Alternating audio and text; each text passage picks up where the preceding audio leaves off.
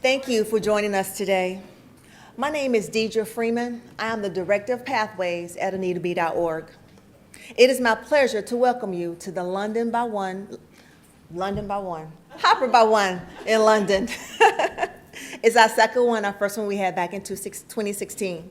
It's inspiring to see this community come together to ensure that intersectional gender opportunity and pay parity are core pillars supporting women in tech.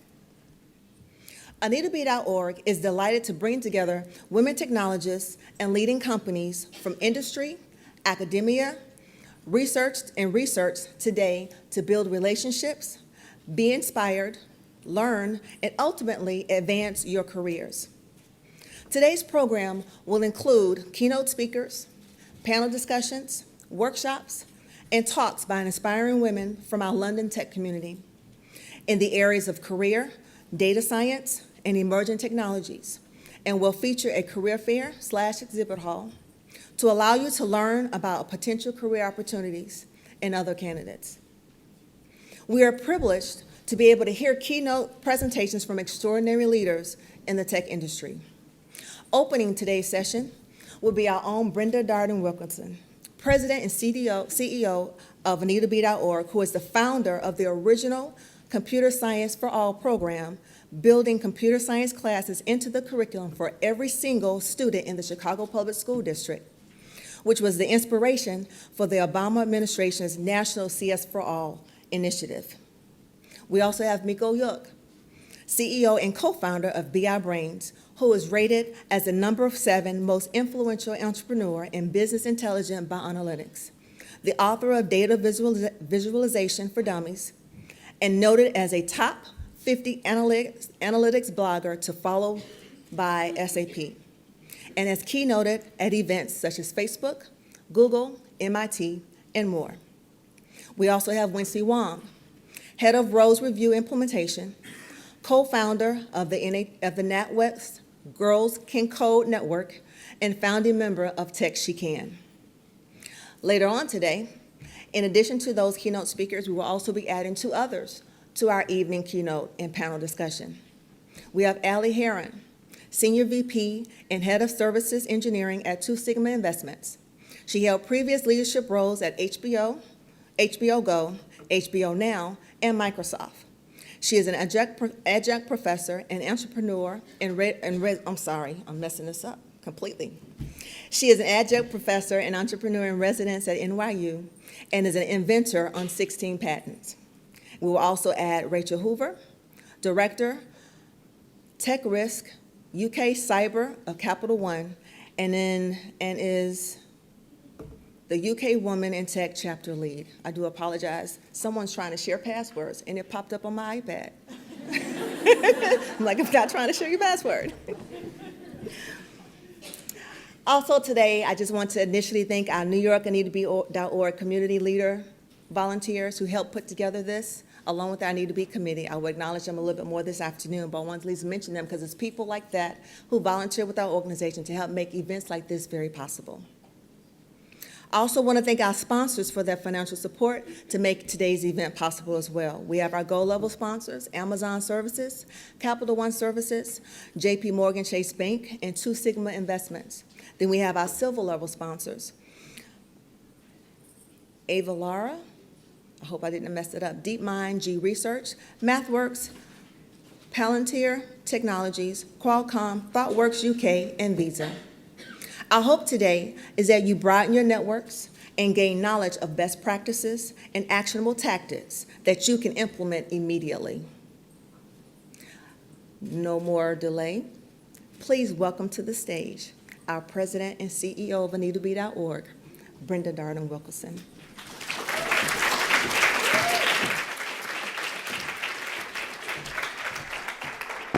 Well, thank you, everyone. Good morning. How are you today? Looking great. It's so good to be here. This is my first time in London, and I'm hoping it's not anywhere near my last.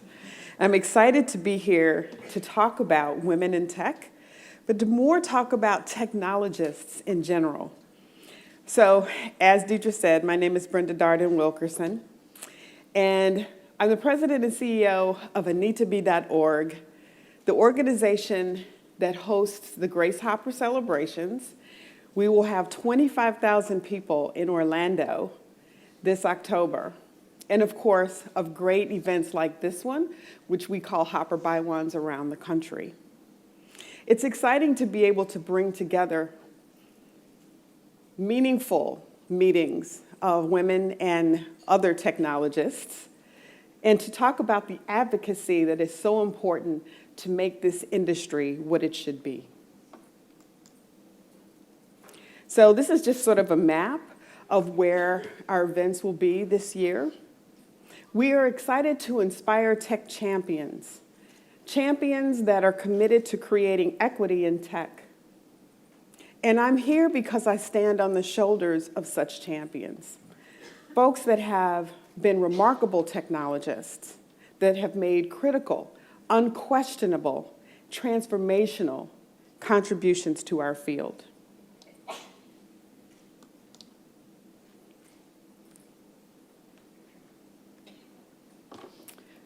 And I talk about champions and technologists, but they just happen to be women. And I'll get more into that later. I stand on their shoulders, and hopefully by the time I'm done today, you'll understand that you do too.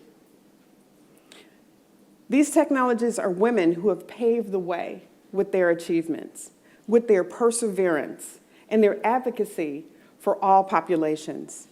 These champions are women who stayed the course with confidence in their abilities and in our abilities, and the conviction that it is no one's right to keep women out of their rightful place in tech. Women who stayed the course regardless of the doors that may have been closed.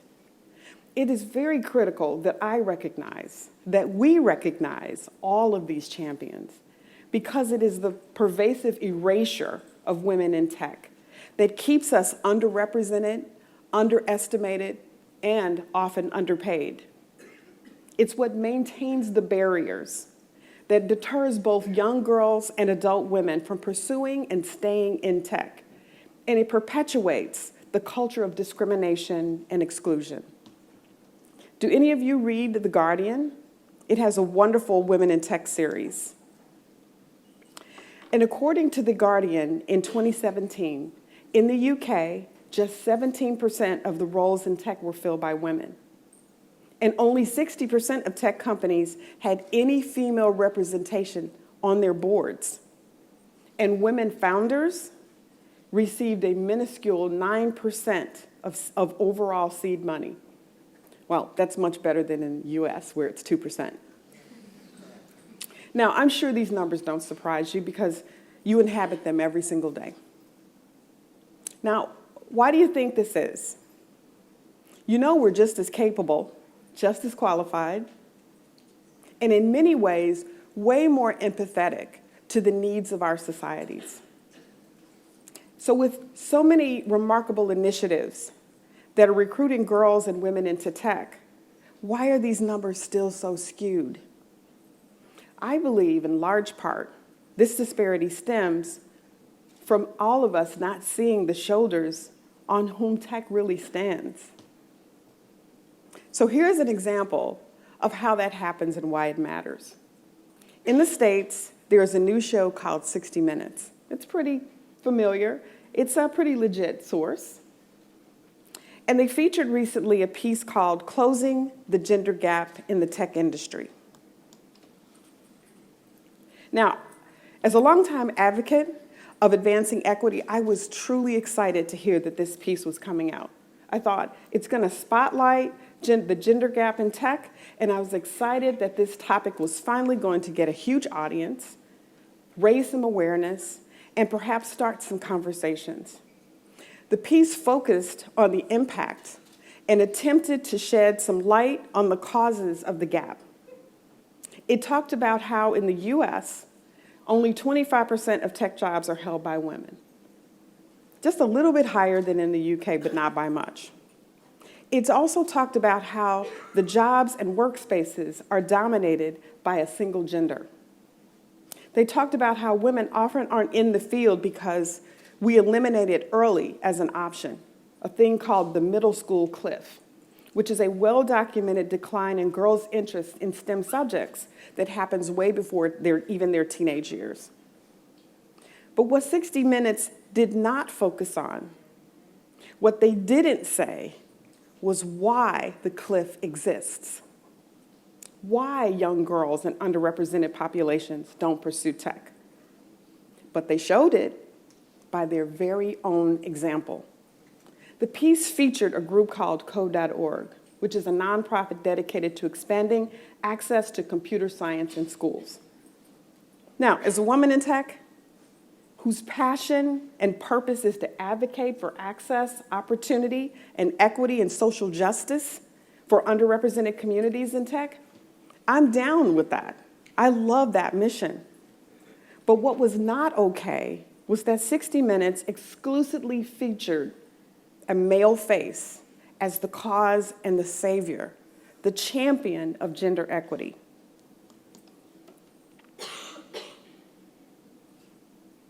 This face.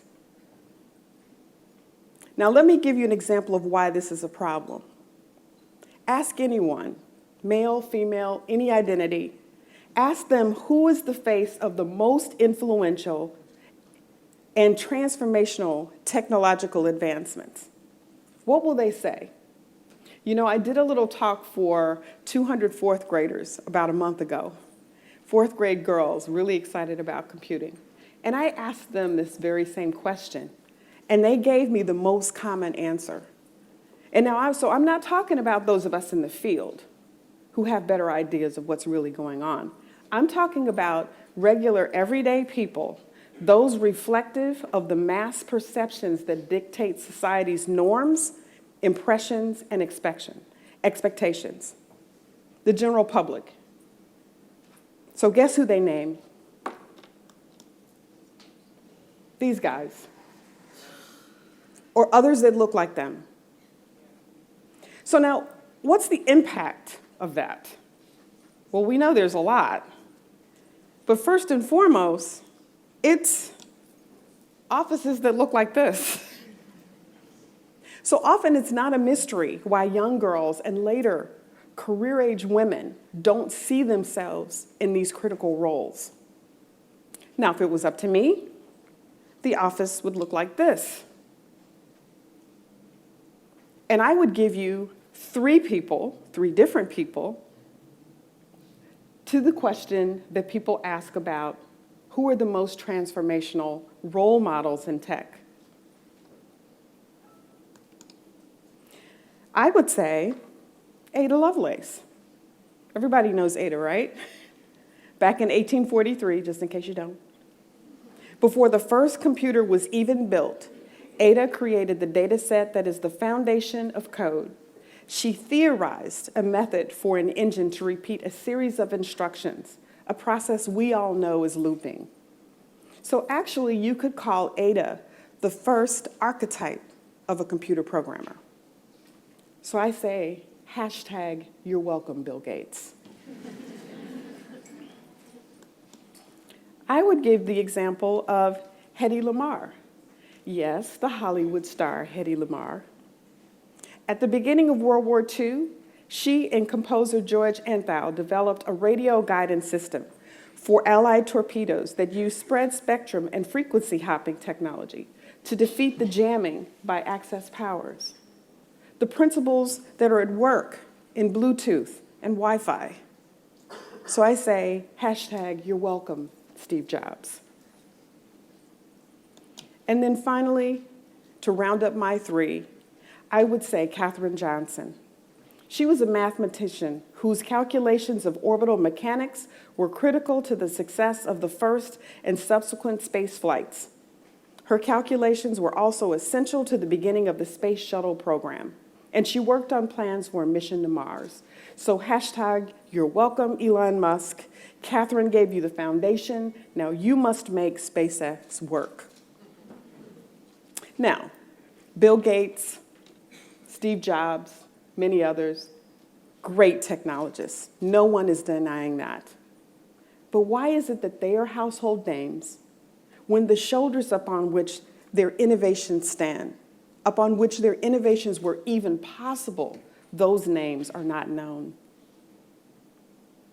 If we want to achieve equity in technology, we need to recognize whose shoulders we are standing on.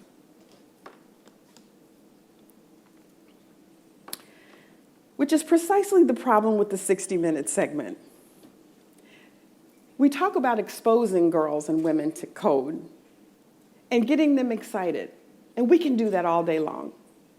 But if they don't see themselves, if we don't see ourselves in these roles, we will leave the field even before we get started.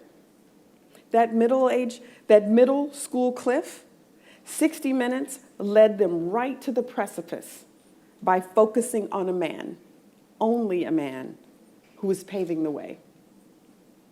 There are dozens upon dozens of female and female-identifying brilliant activists and advocates around the world who are leading this charge, and they're leading the change. Why not feature them?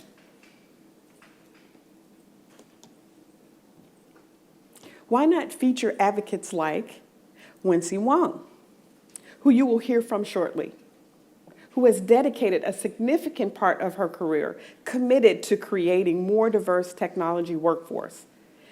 She co-founded RBS Girls Can Code Network and is a founding member of Tech She Can. I love the sound of that. Not only is a woman perfectly able to advocate, she also offers critical perspectives to keep girls and women in tech. That is why I recognize, acknowledge, and will shout from the rooftops that I stand on the shoulders of champions. When we need to see ourselves in these roles and believe that we're able to do them, that we will be welcomed, that we belong, that we stand a chance to succeed, to advance, to lead, and to be funded. Very important. We have made remarkable strides at assuring girls are given exposure to tech and coding. And that is definitely critical as a first start. But we must also address why girls don't pursue tech. We need to recognize that exposure is not access. Exposure is not a career path. Now, when I was in elementary school, 100% of girls took science and math. How about you? When I was in secondary school, 100% of girls took science and math. So why are we underrepresented in tech? We have to ask and answer that question. In the UK, only 7% of students taking computer science A-level courses are female. And just half of the girls that study IT and tech go on to have careers in it. So no matter what programs we put into place, no matter how many millions of underrepresented kids are exposed to code, until we see women, until we see ourselves represented in these roles, we will not develop the inherent belief that we belong. I'm here to tell you, you belong. We should not have to overcome any internal biases against ourselves. But that is what happens many times with this overwhelmingly male-centric narrative. I'm here to change that narrative. And I am able to be here because of the champions whose shoulders I stand on. The goal of AnitaB.org, you'll see over and over, is 50-50 by 2025. Now, you may remember that our founder, Anita Borg, she coined the phrase 50-50 by 2020. Sadly, we won't make that. But we believe that we can make it by 2025. And that's because we mean all women from all backgrounds, from Ivy Leaguers to boot campers. Any woman who is self-taught, self-learned. And equity isn't just 50% of computing jobs. It's 50% of all tech jobs. We're 50% of the population. Same pay, same roles, same project leadership, same C-suite titles, same founder and funding opportunities. To achieve this, We need to do more to ensure that all genders, identities, and populations have access to computing educations, but they also can picture themselves in tech as a viable career. We need to eradicate the middle school cliff with role models like everybody here. And here's why it matters. What does media look like when one gender is the primary driver behind what we see? What ends up on our screens? What do we end up viewing? How does it shape the entertainment that dominates the industry? What does it look like when one gender is the primary driver behind governments? How does that influence the laws that impact the day-to-day lives of those who didn't get an equal voice? We live in a world with a highly diverse population where the technology we use that touches nearly every aspect of our lives has been primarily created by one demographic. That means one perspective.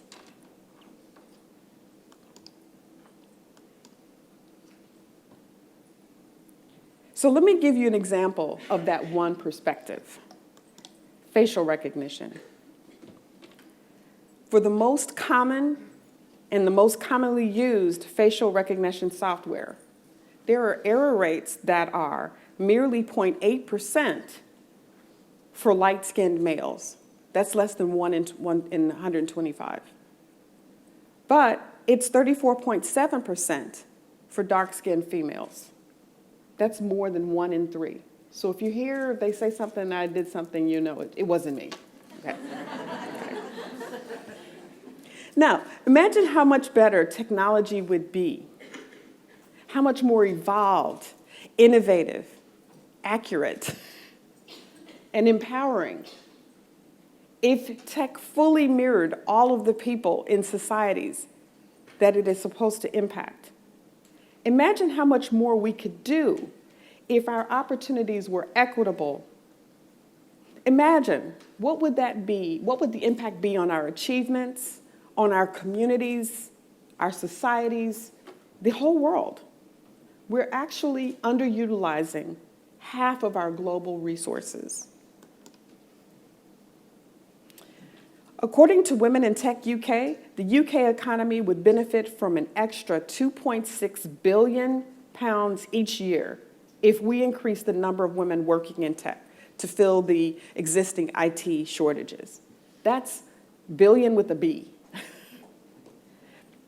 When underrepresented populations are denied opportunity, it actually has an inverse impact on all of society, because all of society is denied their contributions.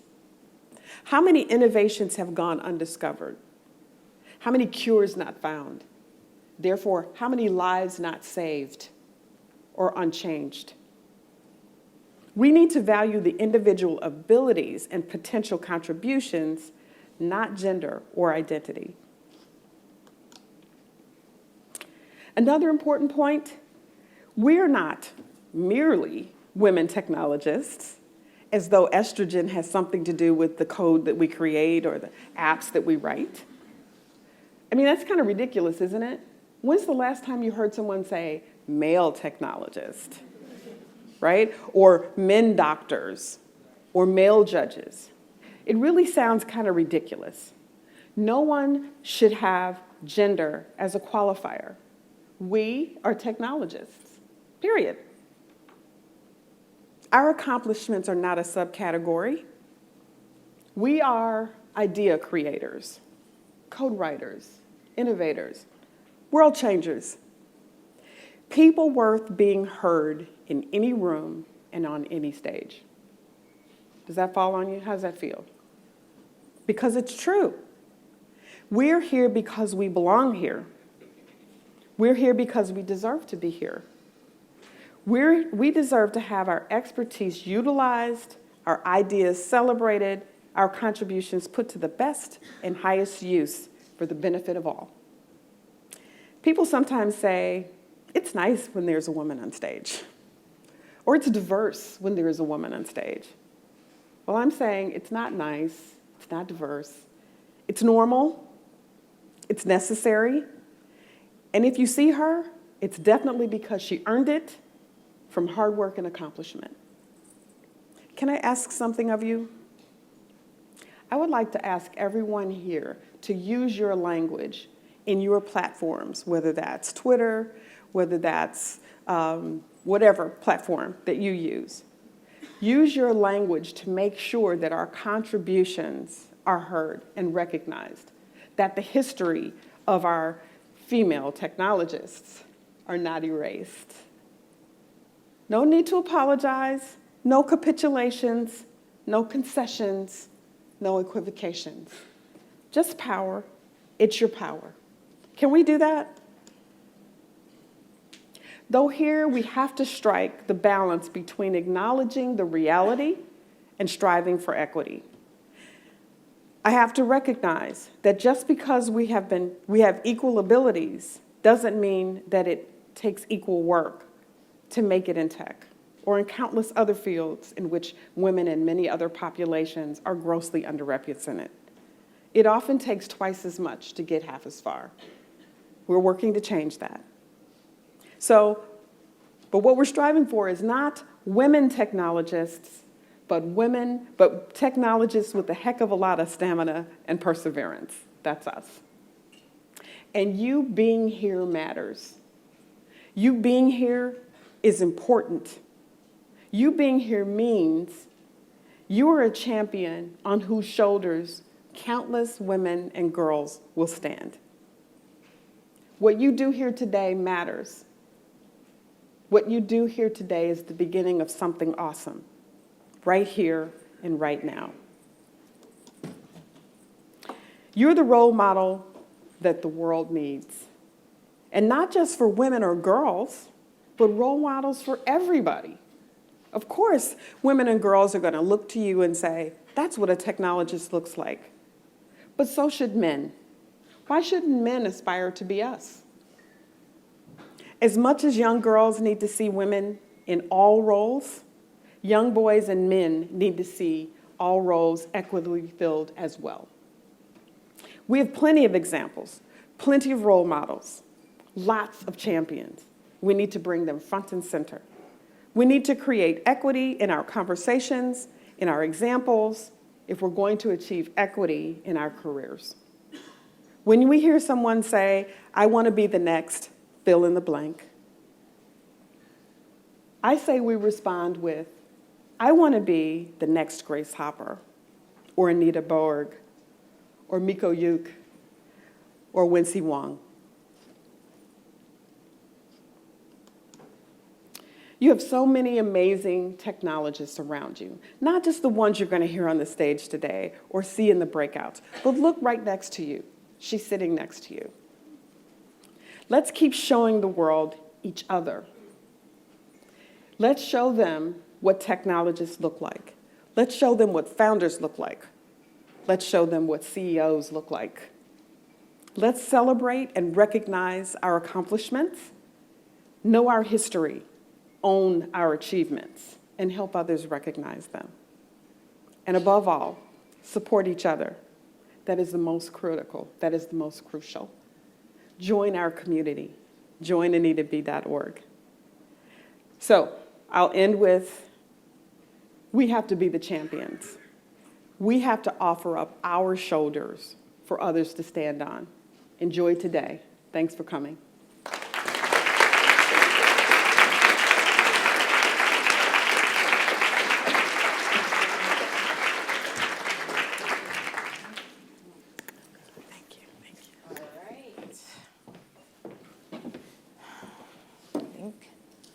We are ready.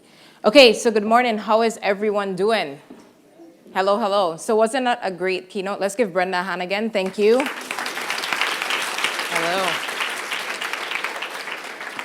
All right, so I'm really excited to be here. Anita Borg is a really special organization, and one of the things that Brenda said that sticks with me is she said that we're all sitting on the shoulders of other people.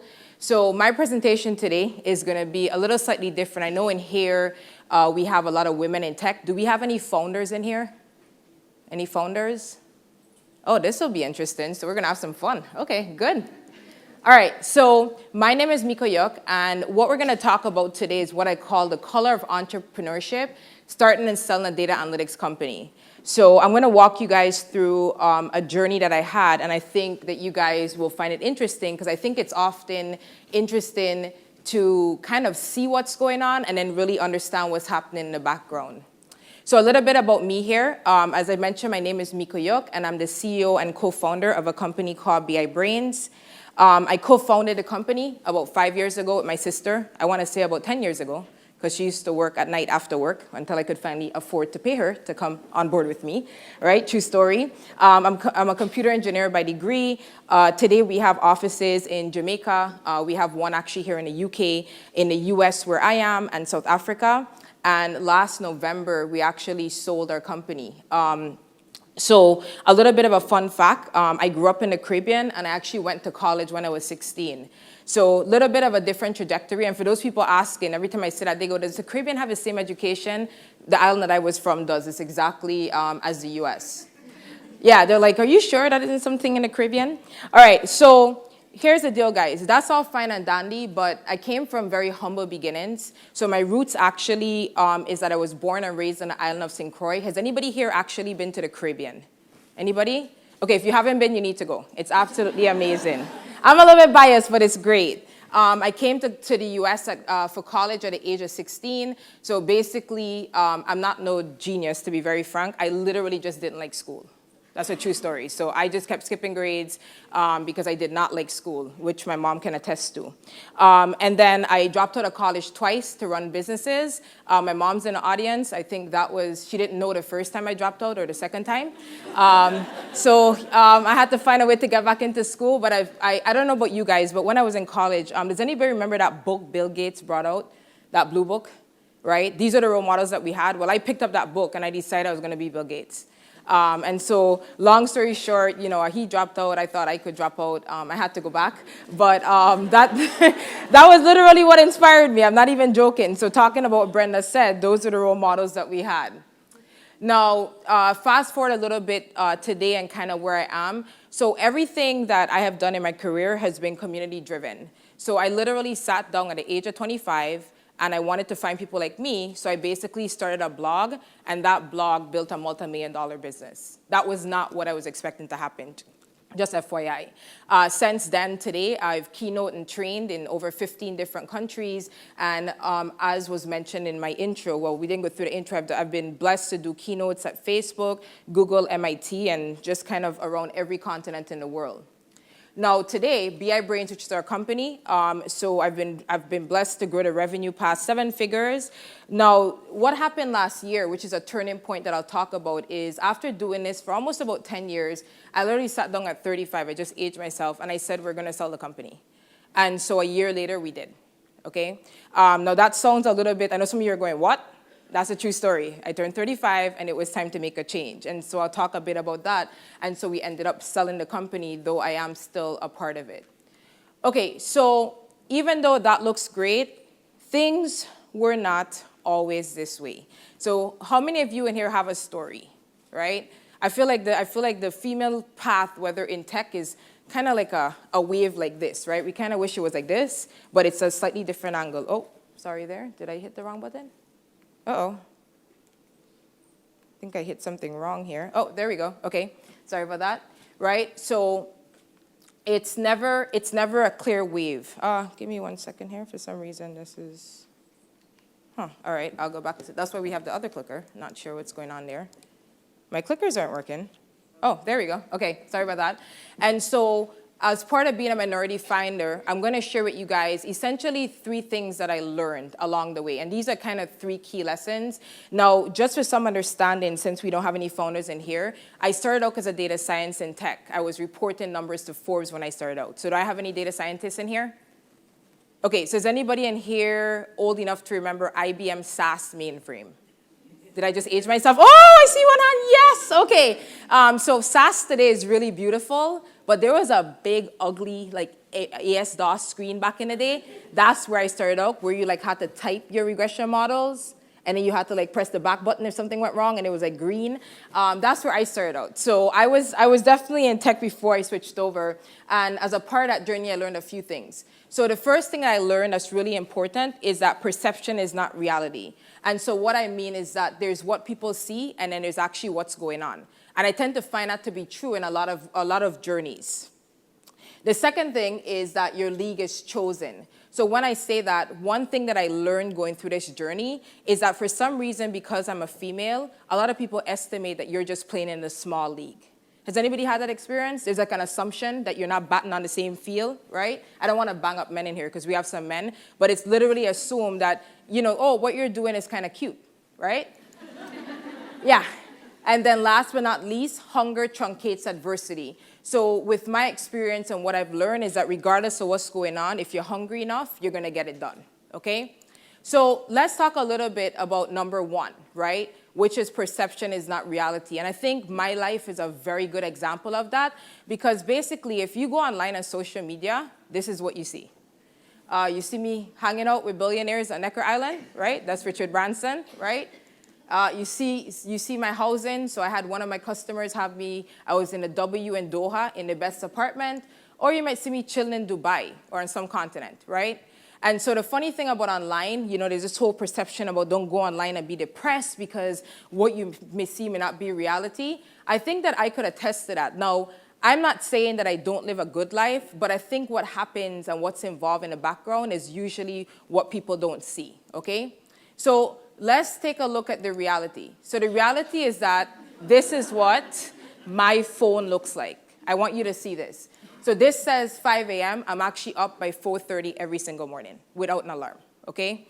And so you see here, I have my alarms here, rise and bless. I got to post my Slack messages and schedule them, workout, end workout. I get up and I'm like a drill sergeant. I actually have an app that tracks what I need to get done in the morning. So this is literally screenshots from what I do, and I pray to keep myself sound. So I have this morning routine where I go through about 10 different things, and I have a set time frame, and it's like boop, boop, boop, boop, and I do it every single morning. Does anybody here have a routine? All right, I like it, right? So this is usually what happens. This morning is a good example. I think I was up at like 4:43 or 5 o'clock this morning as usual and getting ready to come over here, right? So it doesn't entail a whole bunch of hard work. Now, on top of that, what does my personal life look like? Now, don't get me wrong. I have a dog, I have family, I have people that I love, but this is my personal life. What's there? Right? This is literally my personal life. And to top that off, right, this is how much I travel. And this doesn't include 4 years when I started my career of travel. So to date, I've done about 1.2 million miles worth of travel around the world. Does anybody know how much plane rides that involves? I actually know exactly where I want to sit in the plane. I have an idea of the comfort. So when I call Delta, the call usually goes, am I in a 232? Am I in a 343? Anybody know what those codes mean? Right? Toilet seat, I don't sit in the back so the person coming out doesn't hold the back of my seat. Like I actually know the plane down to that level. I go, is there a plug in the front? Is it centered? This is a true story. I ask these questions. Where's the fan on the plane? I don't want to freeze. Now, I sat down and I said to myself, I intimately know these jets, and I realized that, and I know all the Delta jets and some of the Virgins, that this is the reason why. So again, I love to travel, but trust me, at 1.2 million miles, at this point, even coming on the plane, it's just a routine now. I'm like, okay, get on the plane. It's very routine. I know to go through the airport, get exactly where I need to go, okay? So again, not bad, but trust me, this is very extreme when it comes to travel. Anybody in here a million miler? Okay, that means you have a life. So your diagram looks better than mine, which is good, right? Now, on top of that, the not so pretty side is being very visible comes with some ugly stuff. I got this in an email yesterday. Right. I want you guys to read that. Someone actually wrote that as a comment in my feedback. And I won't call the organization's name. It's a huge company. But I sent it to them and I said, did you guys read this? And they didn't because they have an automated system. So I did a webinar for them and they sent this to me and it said comments included. And I went, whoa, what is this? Now, what do you guys think about this? I don't want to put gender on this, but what do you guys think about something like this? Someone actually put this in a webinar that I have. Right? And this is not even the beginning of the comments. When we were doing the preparation with the Anita Borg team, I was recently at an event, so I don't have to pinpoint and get anybody targeted here. And I went to a VIP, so as a speaker, I was in the VIP session. So it's about a lunch with about 4 or 5 different people. Anyways, while I was in there, I was introducing myself because I'm brand new to that crowd, and it's a tech event. And one of the guys that I went to say hi to actually looked up, he glanced, and he asked me to grab him a salad with dressing. Remember we were talking about that, Deidra? And I looked at first, and I kind of didn't know how to react. So everybody on the table who knew me looked and went, they looked mortified, first of all. He was clueless because he hadn't quite looked up, and then I turned around and I said, hi, my name is Mico. And he looked, and he paused, and he said, oh, hi. This happened within the last 2 weeks. And so while we're here at this event, the important part about it is that I'm no one special. I don't expect special treatment, but being asked to be the help at a VIP event is pretty damn ridiculous. Anybody agree with that? We're in 2019, right? And so organizations like Anita Borg are important, not to mention you get a comment like this in here. This is clearly personal and inappropriate, right? If I were to put my finger on it, I would almost say this may be a male that wrote this because it says underwear. Just my humble opinion, okay? All right, so, this is, and again, this is the beginning. Online you do get attacked sometimes. I've learned to ignore it, but stuff like this, sometimes it does kind of get you a little bit where someone's kind of attacking your integrity. And if you look around it, you'll notice that everybody else was very happy. So I was actually the highest rated one. So I asked them to remove this person's comments and their ratings because I think they put a 0 and a 0 for everything, okay? So again, as I said, perception is not reality. This is kind of the back end of how things look. The second item that I want to discuss is your league is chosen. Now, this is something that's near and dear to me, and I'm going to explain to you why. So building on top of what Brenda was saying, this is the actual stats for the US here. How many of you are aware of the fact that in terms of founders and funding, women get about 2.2% of all funding? Is anybody aware of that? Okay. Now, on top of that, if you look here, look at the growth phase across 5 years. It is basically 0. Look at this. What exactly is going on here? I often look at it. I look at this chart every year on Fortune magazine. And I say to myself, why do they keep posting this every year? I actually get really annoyed. I'm serious. I was putting this on the screen last night because I was updating my slides. I was getting a little bit annoyed because I had the one for 2017. I went, this is not changing, right? And they keep putting the lightest color. Put it in pink, right? I'm serious. It's almost like they want to put it there, but they don't want people to see it, right? It's kind of light. I'm actually going to write the editor and say, put this thing in pink, right? And so anyways, kind of fast forward in here, I thought that this was definitely a better view. So women founders raised 2.2% of $130 billion in VC money. Now, if you look here, this is the top 10 largest transactions for males versus the top 10 largest transactions for female founders. If you look at the bottom of the top 10 for males, the money that they got basically covers half of the money that the top 10 females raise. How many of you are aware of that?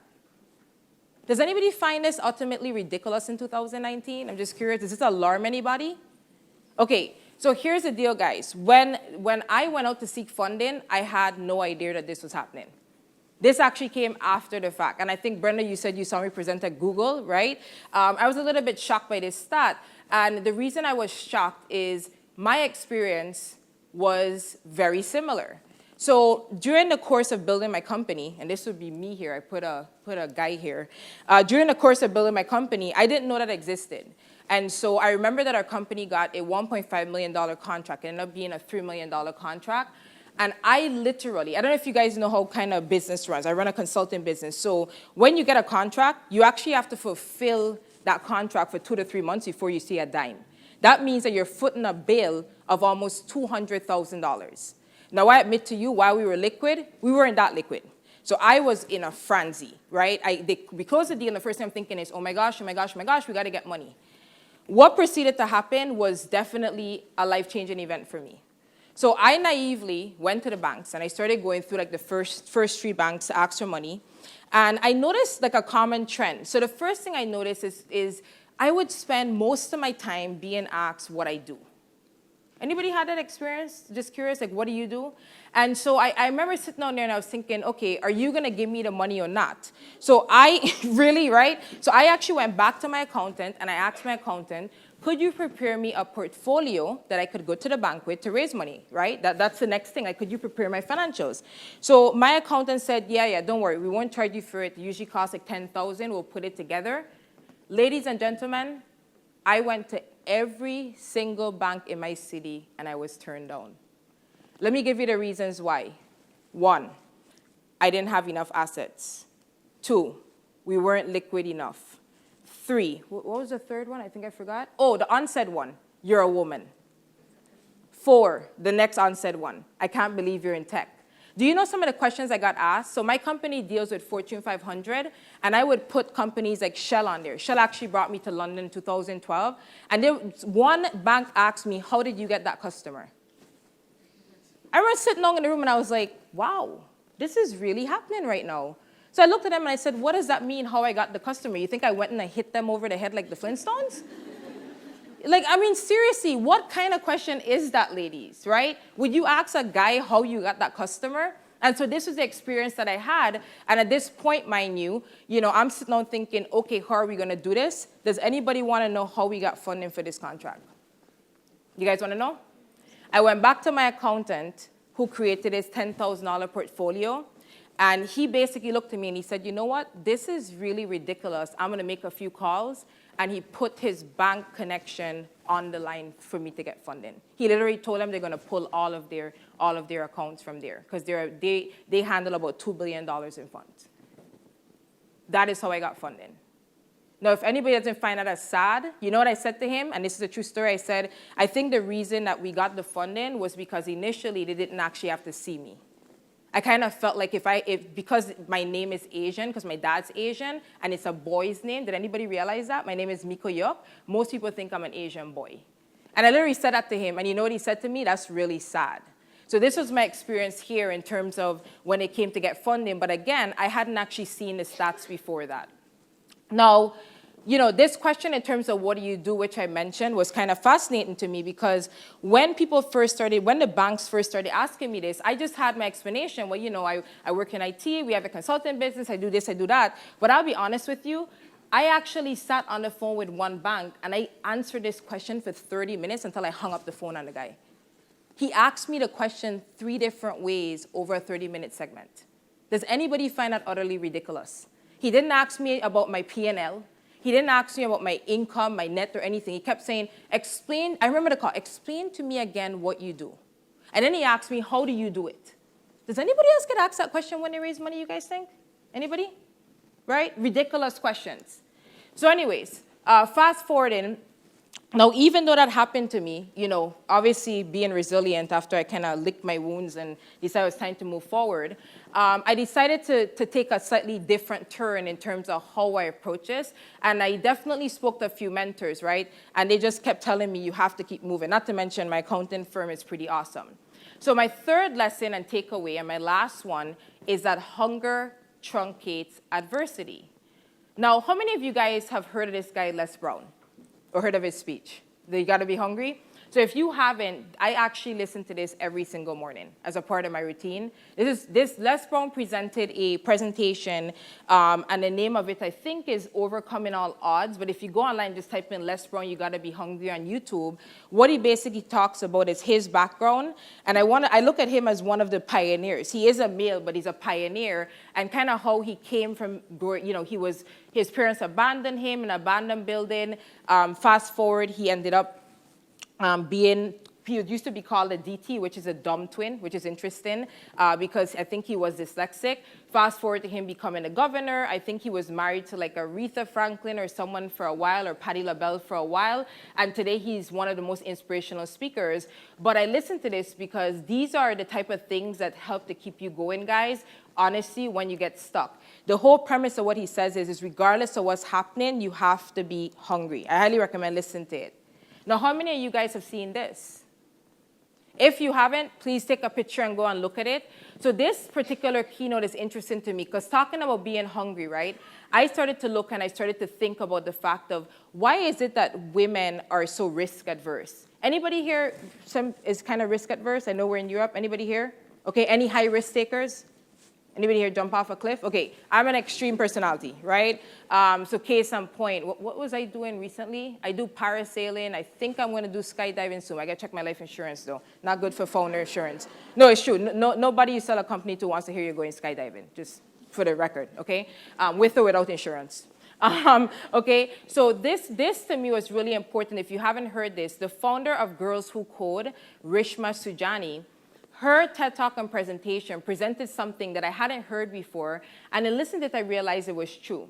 She said, in life, women are taught to be safe, while men are taught to take risks. And the example that she used, which was very profound, is she said, if you take a parent, right, and I think she used a dad, and you have a boy and a girl, and let's say that, you know, they're in, I think he said you go to the forest and you're saying to run and jump over something. She said that what typically happens is that the dad will tell the girl, no, you know, come over here, don't go do that, right? Don't want you to fall and nicker your leg, while the boy will be encouraged to go ahead and take the risk. Now, what she stated, which I thought was important, she said, unfortunately, that type of upbringing translates into exactly how we perform as adults. So women are taught to be perfect. So case in point, I know many of you know the stat that 60% of women will not apply for a job unless it's higher than 60%, right? I think they said it's like 80%, right, will not apply for a job unless they're 100% qualified. I think the 60% is for men. Men, I believe, will apply for a job only being 60% qualified for the exact same job. So why do you guys think that is? Now, I don't know about you, but after I did this, after I had presented at Facebook, I presented at Facebook Women Analytics, I was there and I presented some of this data, and one of my girlfriends, she was the head of data science, I think, for the Democratic National Party, and she was getting ready to leave and she was looking for a job. So this is a funny story really quick. So remember, I presented this in a keynote, she came up to me, she's like, blah, blah, blah, and I sent her a job for Netflix it was, and I said, hey, go apply for this. And I remember the text, I told her I wouldn't embarrass her and put it up, but she goes on the text, Mico, I don't qualify for that. And when I remember going through LinkedIn, I sent her back and I said, what do you mean you don't qualify? Let's go through the bullets one by one. She basically had 4 out of 5 bullets, but she read the first bullet and literally texted me back and said, I don't qualify. How many of us fall in that boat sometimes, right? We read 5 years of experience, we don't apply because we have 4.5, right? We read 6 years of IT exposure or 3 years IT exposure, we don't apply. They need 3 technologies, we have 2, we don't apply. Why is that? And this is something, again, I was in the job world for probably about 6 to 12 months in my career, and I jumped out. But I actually remember, this is a little bit funny, I actually remember when I was applying and I came out of college, I didn't have very good grades. I think I had a 2.84. Remember I said I dropped out twice? Do you guys want to know how I got a job? I read an ebook that said that you need to put all your credentials on the front page in a font that was big enough to put your GPA in size 8 on the second page. That is a true story. Do you know how many job offers I got? Anybody want to guess? I had 7 job offers. So what did I do there? I did what the ebook said. It was a $20 ebook I bought upon college graduation, which was, they said to walk up, hand your resume to someone, start talking. Okay, so I had that elevator pitch down to T. None of them got to the second page. And even if they did, thank God, they probably couldn't see it. My GPA was literally size 6. I'm not joking. I still have the photo. So anyways, a little bit of a true story there because my GPA sucked, but it worked out. All right, don't try that though. That's not good. Anyway, so fast forward into what's next. So talking about being hungry, I said earlier that, you know, in conclusion, when I say hunger truncates diversity, the reason I say that is that amidst the journey that I've had, I still went ahead and I had my company acquired last November. And I told you guys, I literally sat down at 35 and I said, okay, what's next? This is a screenshot of the actual press release that was there. And the reason I did it, guys, this is something I've never actually spoke about, is because of the fact that even though I've been running the company for over 10 years, I really got to the point where I felt I had done everything that I could. And when I say that, I put everything I've had on the line. My personal life, my finances, I have my family involved, we're growing the company, but I realized to grow, I would need help. Now, the fascinating part about the acquisition is that the company that acquired us actually has acquired 15 companies, all males, all white. I'm the only female founder and the only black female that they acquired. And the first question I asked the founder, because Epiuse is owned by a company called Group Elephant, they're about $400 million a year, okay? And they're growing double digits year over year. And when I got on the line with the founder, an amazing guy named John Tager, this is so funny. As we were negotiating this, the first question I asked him, I said, hey, can I ask you a question? He said, sure. I said, you don't have any female founders.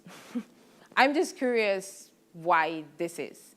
And he said something to me that stuck with me, and it's actually why we went through with the deal. Personally, for me, he said, Mico, I kind of knew you might ask that question. He said, it looks like that today, but in 3 to 4 years, we will not look like this, and you're the beginning of that change. And honestly, they don't know that because we still went through negotiations, but at that point, my mind was already sold, right? You can't let all your cards go, right? And so this is an interesting journey and when I started, but what it tells me is that, you know, when that stuff happened with a bank, I mean, guys, I've read nasty comments. I've had people hit my gender, hit my credibility. You have no idea what it looks like when you're exposed. People DM you craziness. You know, on LinkedIn, I didn't even put in here the sexual harassment stuff. Some people treat my LinkedIn like Tinder. They think for some reason I'm single and I want their unsolicited, I don't know, responses. I mean, the list goes on and on, right? But one thing I learned is that as long as you're hungry, as long as you continue to push forward, you can get this done. So in closing, what I want to do is, even though I'm coming from the founder side, I do mentor a lot of women. And as I went through my career, one of the things that I did from day one is I work with a lot of male executives. My primary customer are white male executives across the world. I'll be very transparent. One of the things that I always do, because I usually hear them say, where do we find more Micos? And you know what I said to them?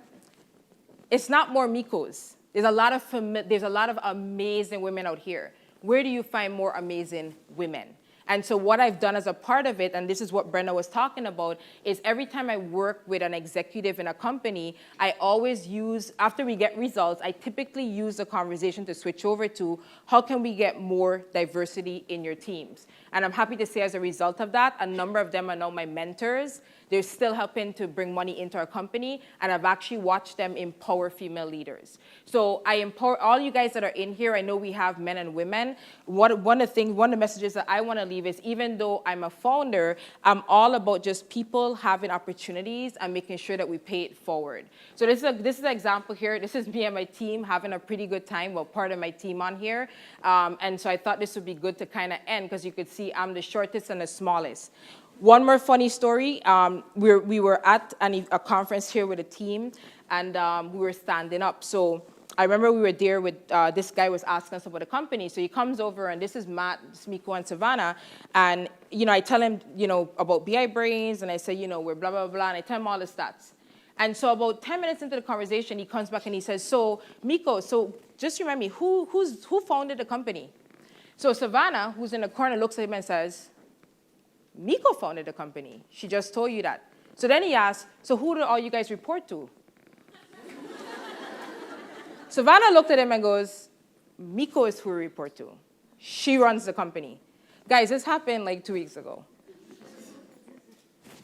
I have no issue with it. I normally take a stance and I step back. I'm quiet, I'm humble, and I just wave and smile.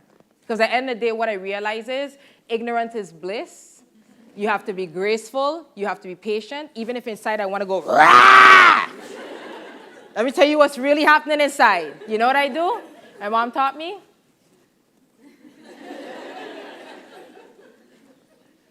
Please don't forget that. You guys are awesome. Thank you for having me here. And make sure you guys keep in touch.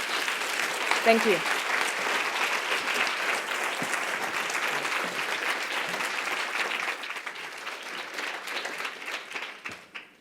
Hi, everyone. My My name is Wincie Wong. I work at NatWest. I'm currently the head of the Rose Review implementation.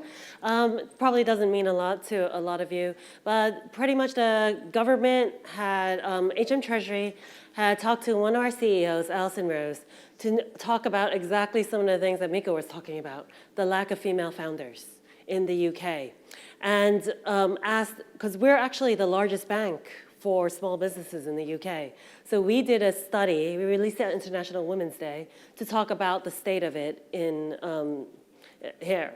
And some of the stats were not pretty. There were 8 recommendations as part of it, and Alison Rose, who's our CEO of our corporate bank and deputy CEO of the bank, called me and asked if I would lead the implementation. So I spend all my days now with government trying to figure out how do we actually fix that issue. And previous to that, I ran a lot of innovation teams and digital teams across the bank. So, embracing yourself for innovation. You can't talk about innovation without a bit of Darwin, is the way I always feel. And so, and he always said that it's not the smartest or the strongest that will survive. It's those who are most adaptable to change. And that is really important. So how do you actually adapt yourself to change? And we as a bank, we're really good at this. So the bank's been around for about 300 years. We're one of the big 4 banks in the UK. We've been around for a very long time. So what we know is that if we don't feel smart enough, we'll just hire a lot of consultants and make us feel really smart. If we don't feel strong enough, we'll just ask the government for a bailout. And which we are kind of the bank known worldwide as the biggest bailout at the crash. But we are on a new journey. So we know that we have a lot of things to change. And because of that, innovation is so important.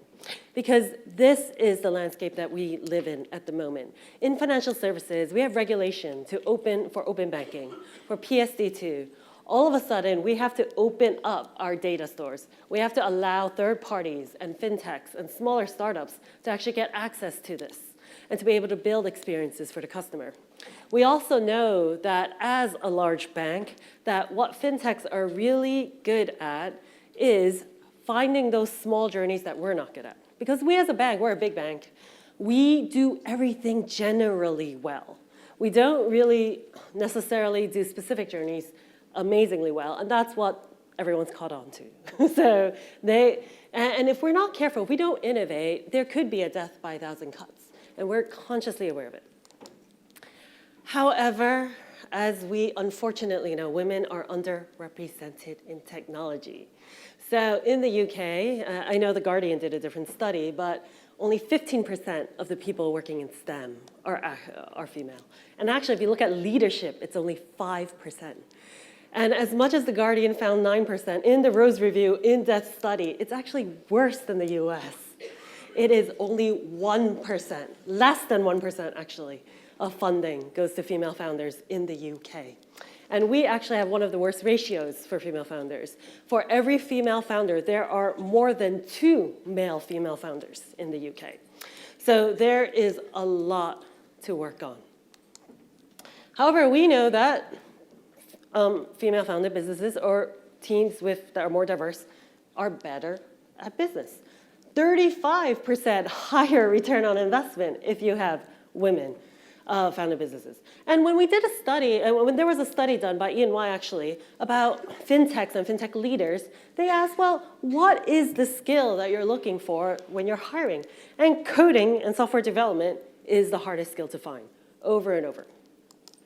Has the paradigm actually shifted? So we've heard some stories today. Back in the 1970s, apparently, women belonged under a man's shoe, and that was okay to advertise. But this is literally just 6 months ago in Birmingham, in the NHS. Apparently, when you have children, you're not able to wear heels and lipstick anymore.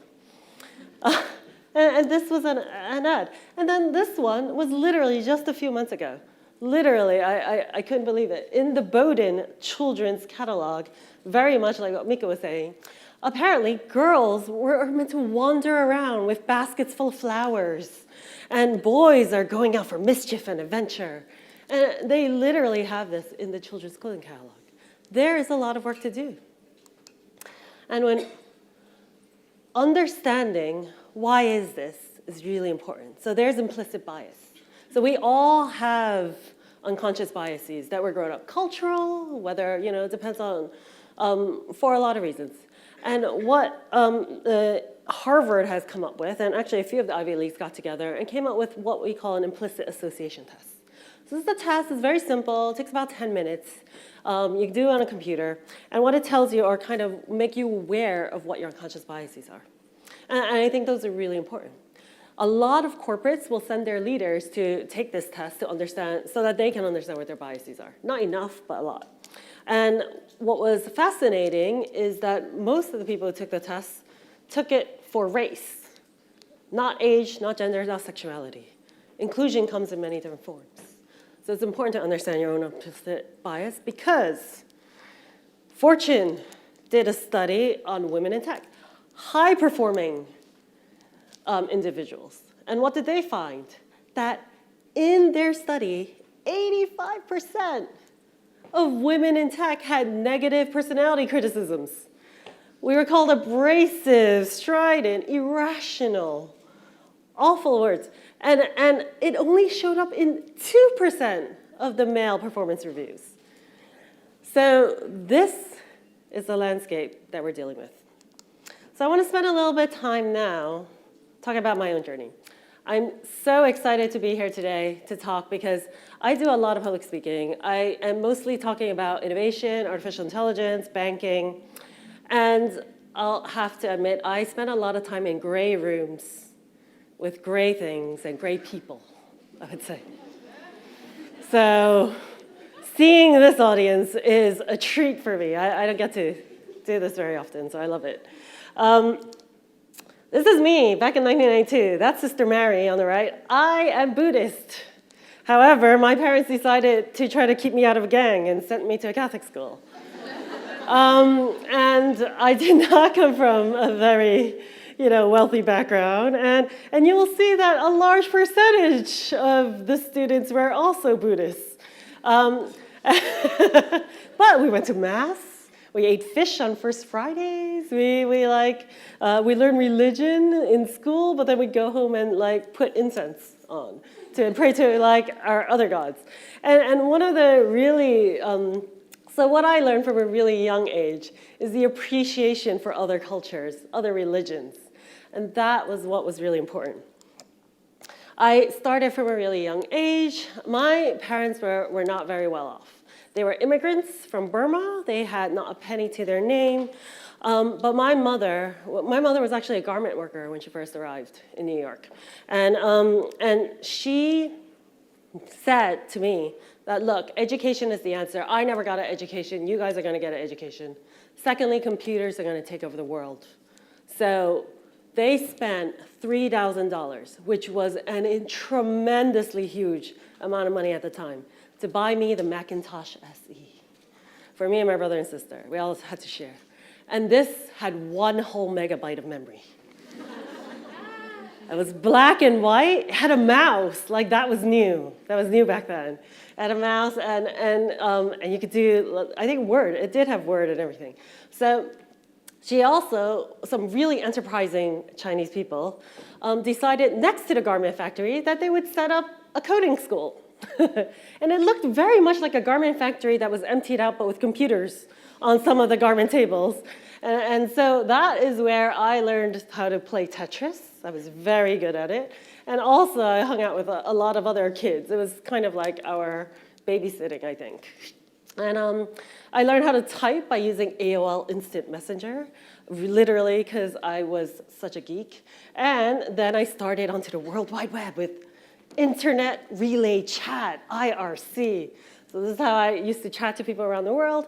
And I literally learned HTML to put a website together just so I could put photos of me and my friends, because I really loved selfies even before it was a word. But it took a really long time to translate into a career. So adapting is really, really important. So I am from New York, and it took me a long time to realize that actually British English isn't the same as American English. So there's a lot of things like lifts and flats and rubbish and anyway, all these things. So I was constantly dealing with trying to communicate. change how I communicate it. Floral design. I am actually a certified floral designer from Parsons School of Design in New York.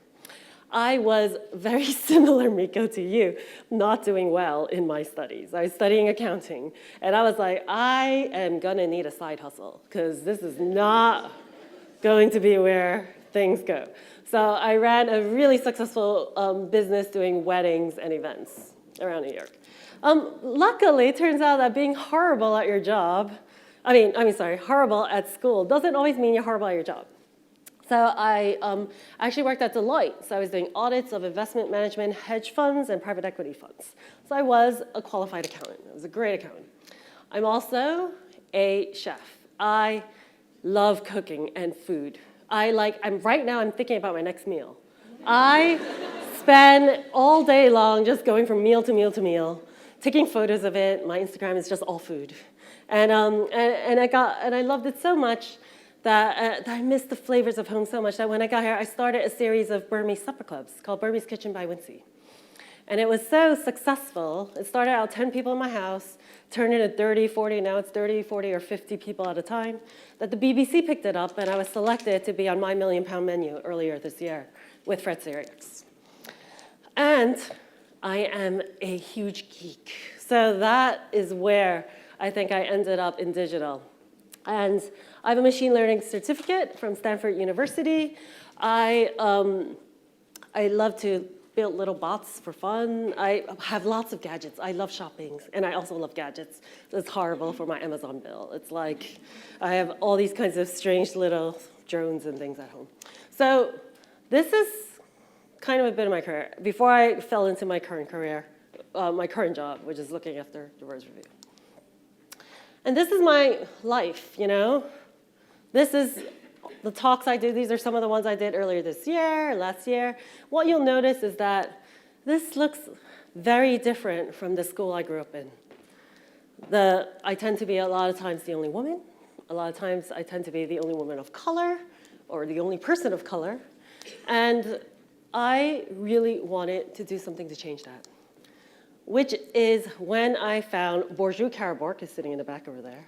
She's one of the founders of the London chapter for Anita Borg. And we decided to get together and form the RBS Network Girls Can Code. And our vision was really about creating that more inclusive future for women in technology, from large corporates to small businesses to academia, all the way to personal growth. And we really believe in the economic value of diversity. How do we change education? How do we help small women-founded tech businesses like Mico businesses, and personal growth? So how do we give you the skills to people who are in tech, the ability to survive and succeed? And I'm really happy to say that we run a conference every year called Growing Inclusive Leadership in Tech, and it is way more diverse a set of speakers than I normally see at conferences. I also founded a Tech She Can charter. So me and 18 other women in tech got around and we were like, there's a problem. How are we going to fix this? And we were all doing amazing things in our own companies. Then we said, actually, this is an industry problem. This isn't just a problem in our companies. So we decided, actually, let's get together.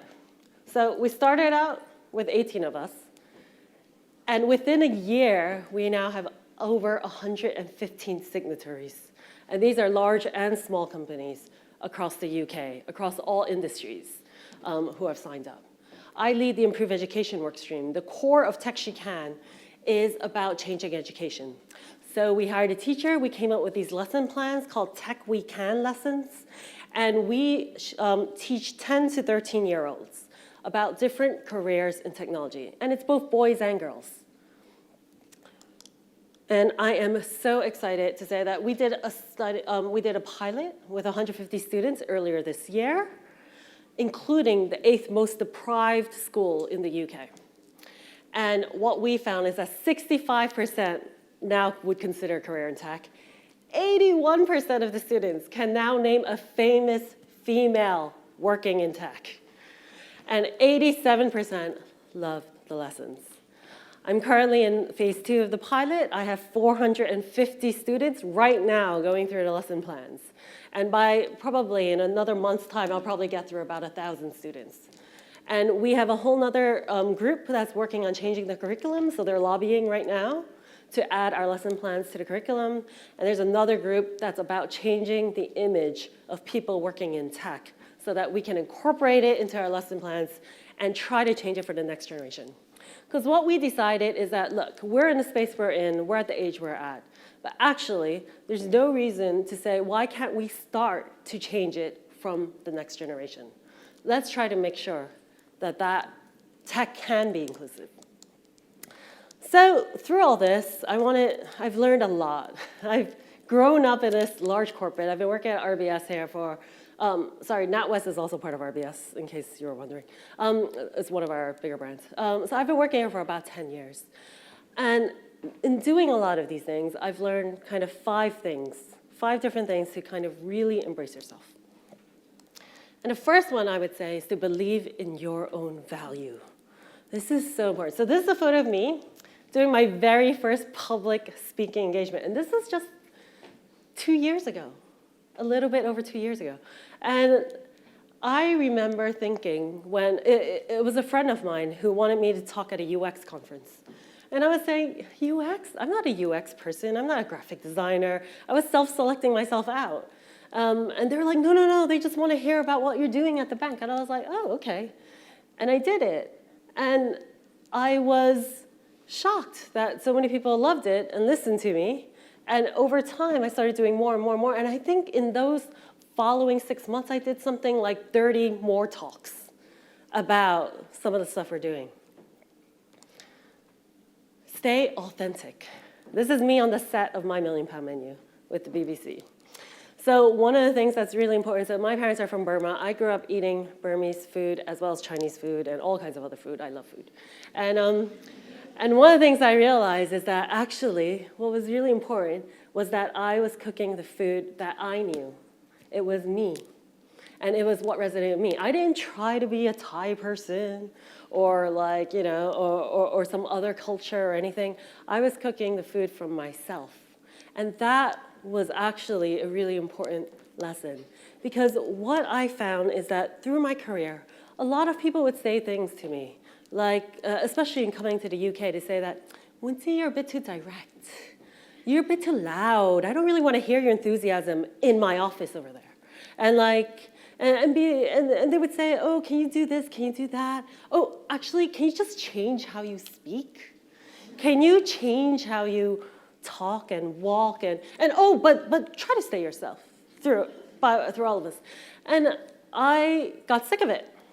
I decided, you know what? I spent all this time trying so hard to be a white male banker that I was feeling, when you go against your authentic nature, it actually manifests itself in physical ways. You actually feel stressed, you're not yourself, and you are definitely not doing the best job you can. So once I got rid of all of that, I said, you know what, actually, this is me, this is how I talk, this is how I walk, this is how I'm gonna do things. That's actually when all the opportunities opened up. All of a sudden, I started getting job promotions, I started getting offers from jobs from not just in the bank, but outside and everywhere, and my career really blossomed after I did that. And it was all because I decided to stay authentic. Do things that spark joy. Now, if any of you are like me, on January 1st of this year, Netflix released a show called Tidying with Marie Kondo. And I was obsessed. I was like, oh my God, look at all this clutter.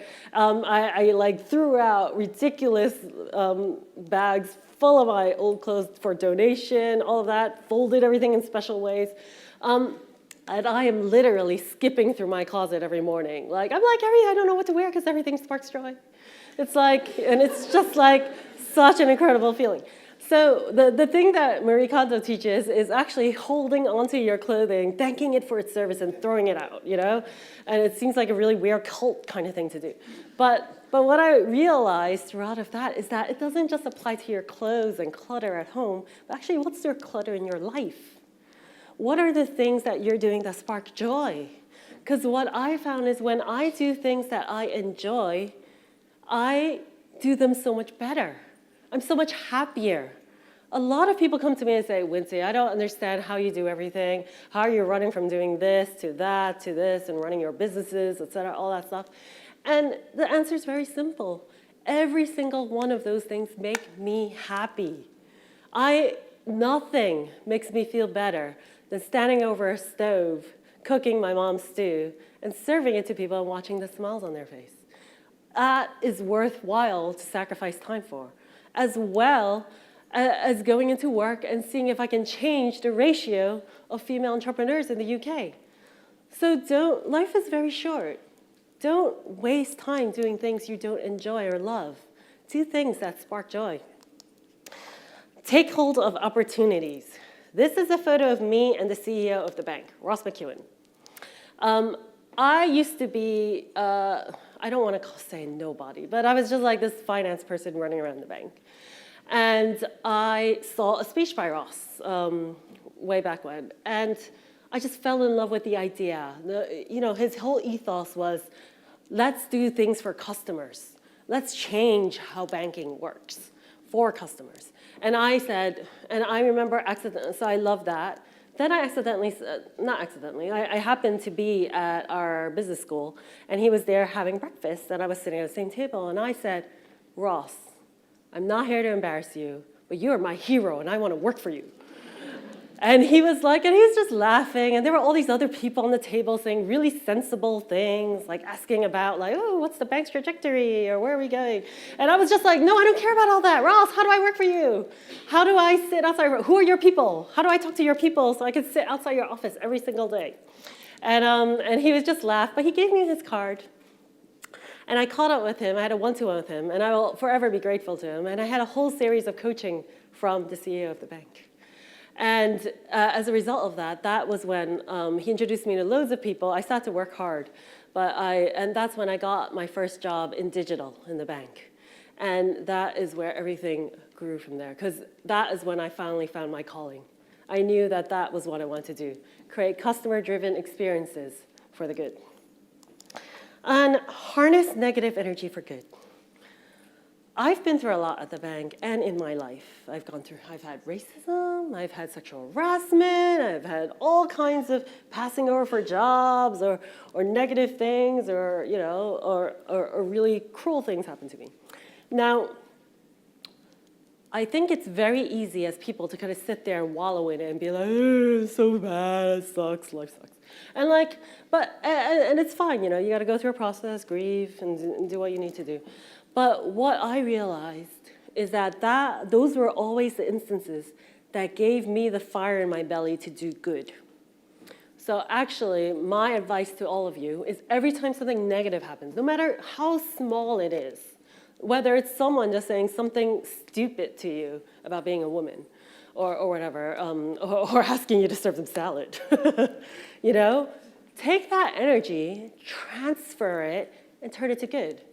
When I found Bourdieu, we were both kind of sitting there and saying all these horrible things are happening to us in the bank.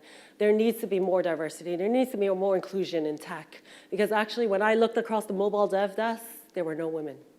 And actually, there were women. They were just the project managers and the user testers. Weren't any coders and devs.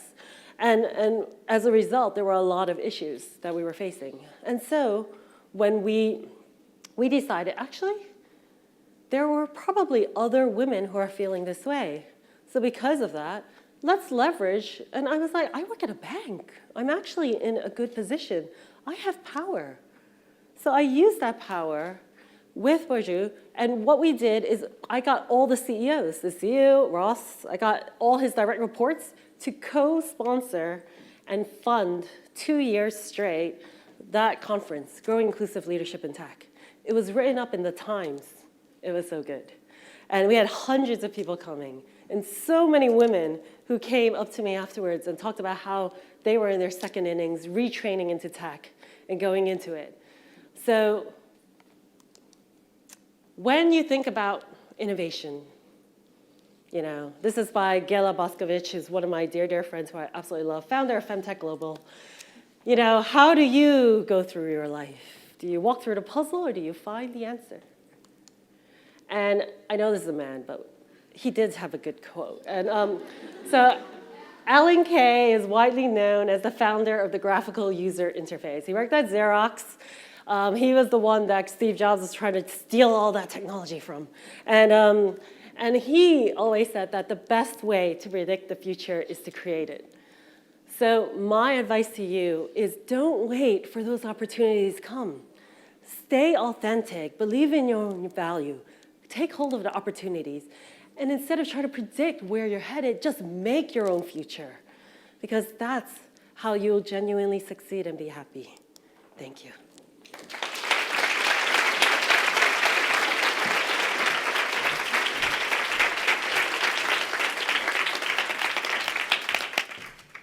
Was that awesome? Or was that awesome?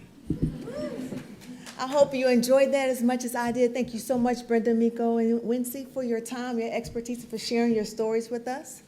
We're at a point now in our agenda for today where we'll take a quick break before we get into our sessions at 11 o'clock. I hope you enjoyed that. Please enjoy your day, make connections, network, and join us again this afternoon for our evening keynote with our panelists. Thank you again, and enjoy the rest of your day.